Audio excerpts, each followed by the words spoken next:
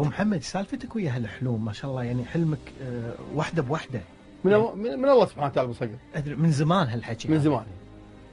يعني انت قدرت تشوف النتيجه اللي هي مع كوريا 3-0. انا شفت النتيجه النهائيه اي وفي بلنتي حلمته حلمت بالبلنتي، وحلمت انك انت صديت البلنتي وانا مو مسجل اساسي، وحلمت انك انت شايل الكاس، شايل الكاس، كاس العالم، كاس اسيا، كاس اسيا سوري. شنو بعد من الحلوم اللي قطر ما راح تنظم كاس عالم.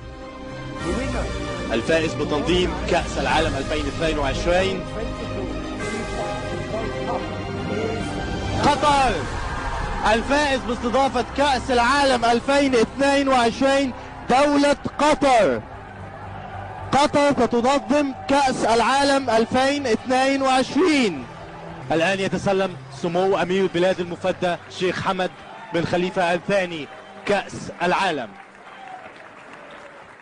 والحين اقول مره ثانيه قطر ما راح تنظم كاس العالم. عجيب 100% راح تصير كارثه في قطر. راح تصير كارثه في قطر. حتى سالوني قلت انا اقول لكم شأن قطر ما راح. عسى الله يحفظ قطر. لا واهل مو قطر يعني كارثه ما تصير. طبعا هذه شغلات انا ما اقولها حق احد الا بس انت تقول انه ما راح يعني انا ابو صقر حقه. لا انا بسالك بس ما راح تصير ما راح تنظم كاس العالم. ما راح يعني ما راح مباريات كاس العالم ما راح تكون في قطر. لا متاكد 100%. اشوف خريطه قطر، اشوف خريطه قطر بعيني. وين تشوفها؟ بعيني اشوفها. ادري وين تشوفها؟ باحساسي. فاشوف في بيصير بلوى في مكان، في يصير مصيبه يعني. عسى الله يحفظ قطر واهل قطر. يعني في النهايه هذول هاي متنبئ طبعا. احنا ودنا بس ايش تسوي يعني.